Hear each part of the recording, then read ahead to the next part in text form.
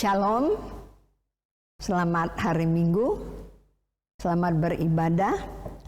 Walaupun kita hanya ibadah lewat online, tidak tatap muka, tapi Tuhan hadir bersama-sama dengan kita. Pada pagi hari ini, firman Tuhan yang saya akan bawakan terambil di dalam Kitab Perjanjian Baru, Filipi pasal yang keempat, ayat 6 hingga ayatnya yang ke-9. Janganlah hendaknya kamu khawatir tentang apapun juga, tetapi nyatakanlah dalam segala hal keinginanmu kepada Allah dalam doa dan permohonan dengan ucapan syukur. Damai sejahtera Allah yang melampaui segala akal akan memelihara hati dan pikiranmu dalam Kristus Yesus.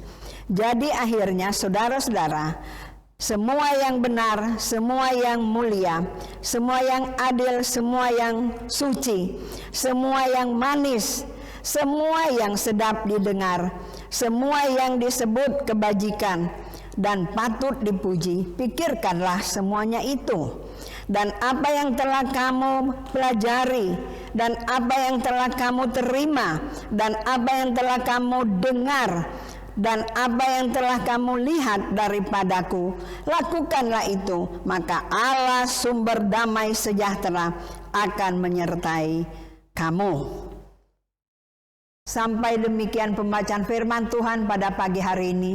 Yang berbahagia ialah mereka yang membaca, merenungkan, dan melakukan firman Tuhan di dalam kehidupannya setiap hari. Mari kita berdoa. Bapa Sorgawi, pada saat ini Tuhan, kami datang ke hadapan hadirat-Mu.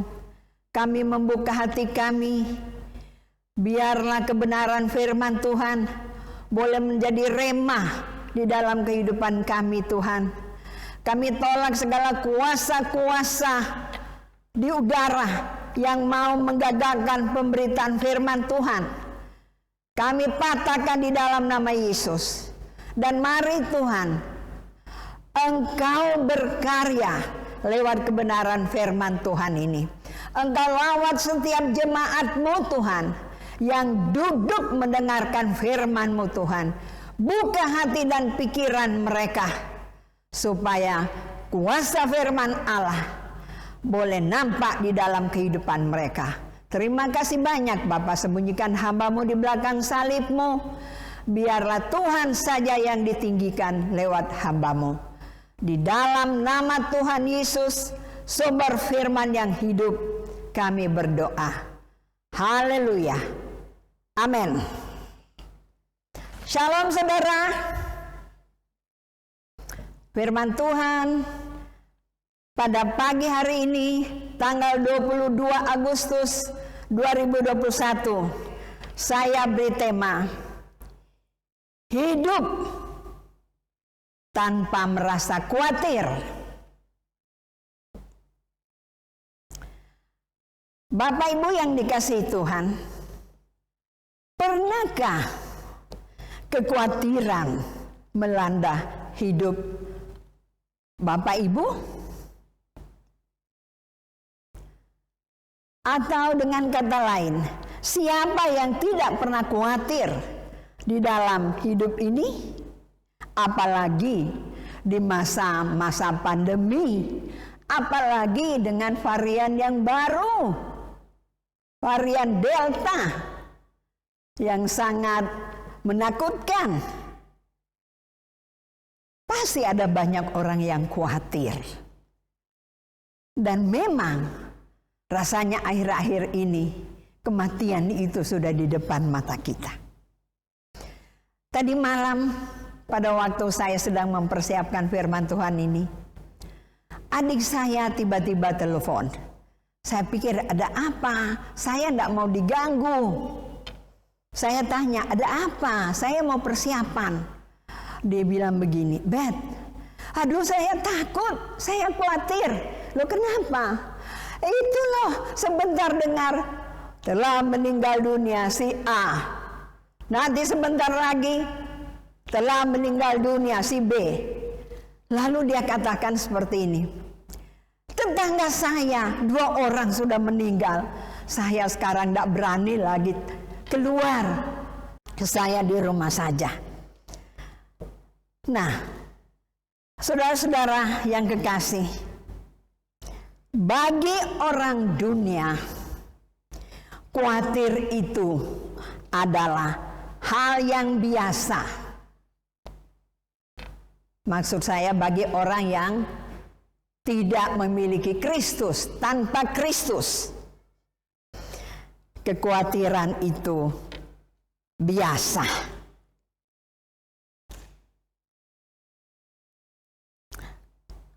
Atau mereka hidup di dalam kekhawatiran, itu sesuatu yang normal. Namun tidak bagi orang percaya. Mengapa? Karena firman Tuhan di dalam bacaan tadi, khususnya ayat yang ke-6, di sana dikatakan, janganlah hendaknya kamu khawatir tentang apapun juga, mau pandemi pun, mau varian baru pun, tidak usah khawatir. Tetapi nyatakanlah dalam segala hal keinginanmu kepada Allah dalam doa dan permohonan dengan ucapan syukur. Saudara, satu-satunya untuk melenyapkan kekhawatiran adalah doa. Karena doa atau dengan kita berdoa itu memperbaharui kepercayaan kita di dalam kesetiaan kita dengan Tuhan, dan kita menyerahkan segala kecemasan kita dan persoalan kita kepada Dia yang memelihara kita. Yang kedua, damai sejahtera Allah akan menjawab hati dan pikiran kita sebagai akibat persekutuan kita dengan Kristus. Yang ketiga, Allah menguatkan kita untuk melakukan segala perkara yang kita inginkan. Yang keempat, kita menerima rahmat, kasih karunia, dan pertolongan pada waktu kita memerlukannya. Jadi Tuhan tidak membiarkan kita. Dan yang terakhir, kita yakin bahwa Allah turut bekerja di dalam segala sesuatu untuk kebaikan kita. Roma 8 ayat 28, ya. Jadi untuk melenyapkan kekhawatiran, ya, salah satu cara itulah berdoa. Saudara, perlu kita ketahui bahwa kekhawatiran adalah salah satu bentuk dari intimidasi iblis untuk melemahkan iman kita sebagai orang percaya, sebagai pengikut Kristus. Salah satunya melalui kekhawatiran ini. Nah, ketika kita sedang khawatir, berarti kita sedang meragukan kuasa Tuhan itu. Sama artinya dengan kita tidak percaya. Sebenarnya, ya, atau normalnya kehidupan orang percaya adalah kehidupan yang bebas dari kekhawatiran. Karena kita memiliki Tuhan yang menyediakan apa yang menjadi kebutuhan kita. Sebagaimana yang disampaikan oleh Rasul Paulus, aku akan memenuhi segala keperluanmu menurut kekayaan dan kemuliaannya dalam Kristus Yesus. Filipi 4 ayat yang ke-19. Jadi bukan Rasul Paulus yang akan memenuhi segala keperluan kita, tidak. Tetapi Allah yang akan memenuhi segala keperluan kita. Jadi kita tidak perlu khawatir. Saudara-saudara, 3 minggu yang lalu, saya masih ingat, waktu saya menyampaikan firman Tuhan di rumah Mbah Nanang, saya menceritakan tentang Elia yang dipelihara Tuhan. Dia hidup dengan enak walaupun di istana tidak ada air. Tapi Elia dipelihara oleh Tuhan dengan air sungai Kerit. Dan burung gagak membawa makanan pagi sore. Kemudian minggu depannya lagi saya cerita. Air habis. Persediaan air kering. Tapi Tuhan tidak membiarkan Elia sebagai hambanya. Jadi dia menyuruh supaya janda di Sarfat menolong dia, memelihara dia. Saya baru menceritakan, sedang menceritakan, mengajarkan kebenaran firman Tuhan. Dan firman Tuhan itu menjadi kenyataan, saudara. Tiba-tiba ada 3 motor berhenti. Dan mereka membawa satu kotak dengan isinya macam-macam. Mereka serahkan ke Mbah Nanang. Nah, tidak perlu khawatir. Allah memelihara kita. Itu kenyataan. Saya saksi mata. Akhirnya Mbah Nanang bilang, oh Tuhan Yesus, terima kasih untuk berkat-Mu. Luar biasa bukan, saudara? Kita tidak perlu takut dan khawatir karena kita memiliki Allah yang luar biasa. Saudara, bagaimana kita bisa terbebas dari kekhawatiran? Bisakah kita terbebas dari kekhawatiran?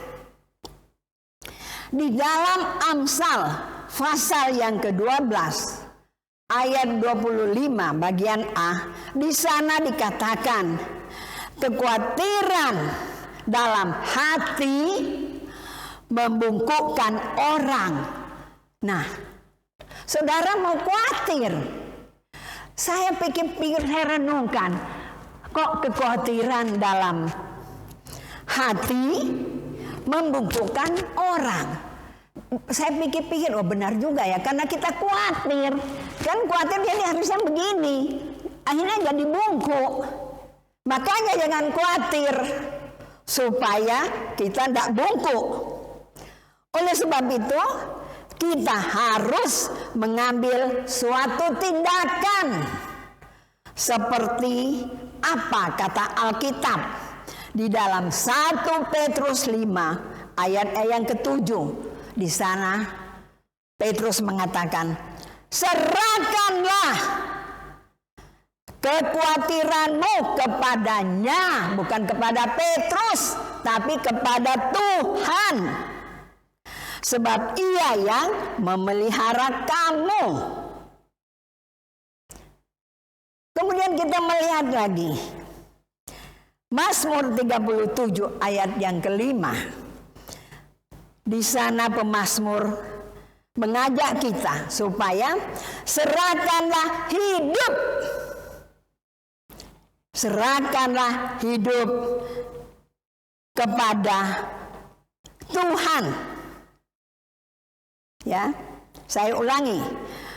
Mazmur 37 ayat 5. Serahkanlah hidup kepada Tuhan, maka Ia akan bertindak.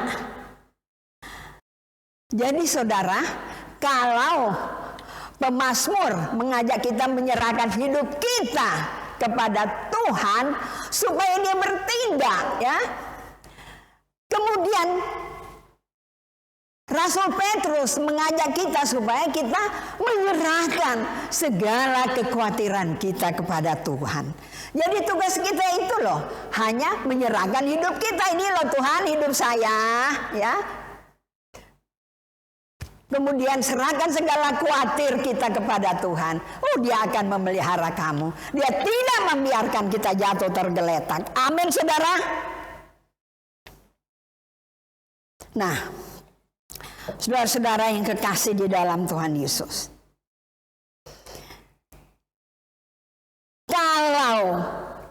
jadi kalau kita menyerahkan hidup kita kepadanya dan menyerahkan segala kekhawatiran kita, dan kita mencari, dan di dalamnya ada tindakan meminta, maka kita akan mendapat. Apabila kita mengetuk pintu, maka pintu akan dibukakan bagi kita. Matius 7 ayat 7 dan 8. Saudara, di saat ini, dunia di saat ini menanamkan kekhawatiran. Kekhawatiran adalah agenda kerja iblis. Iblis, dia suka sekali atau dia sangat suka apabila orang percaya yang selalu khawatir karena hidupnya pasti tidak tenang, bukan? Coba kita melihat kalau orang yang khawatir, hidupnya cemas,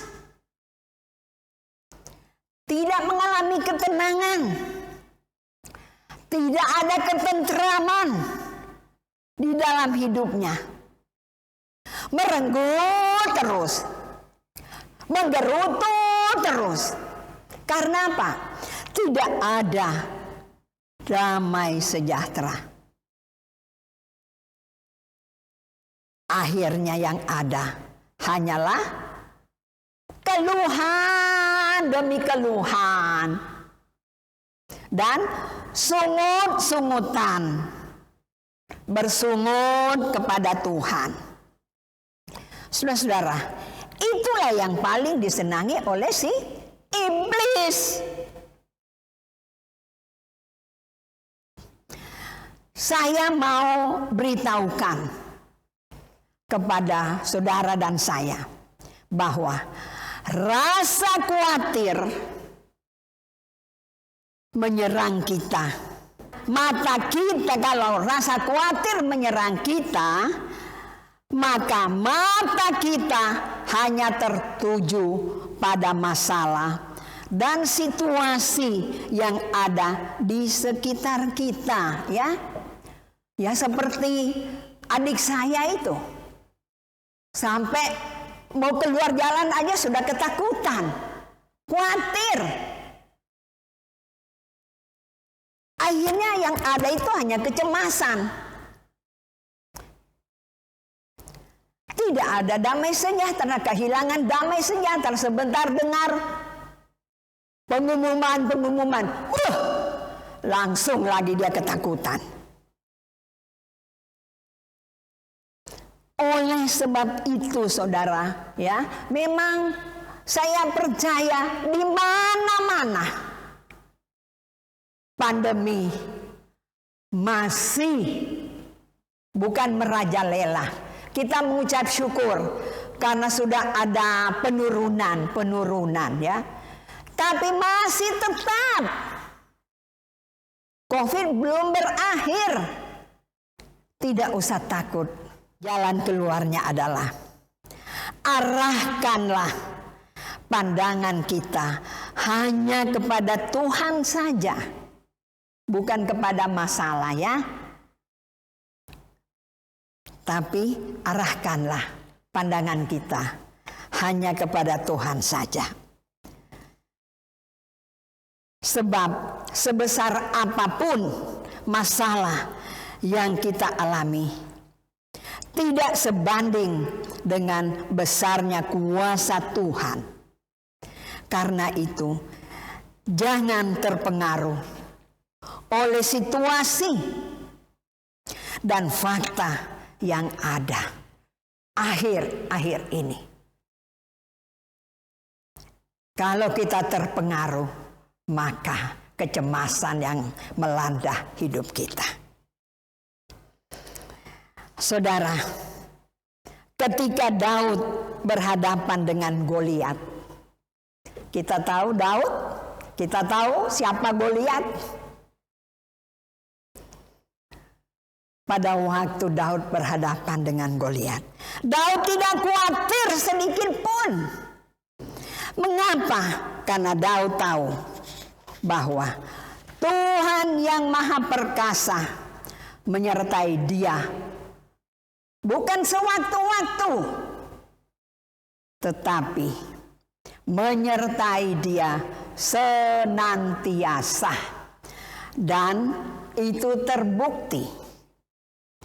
Daud mampu mengalahkan Goliat. Seandainya Daud khawatir, pasti perkara besar tidak akan terjadi.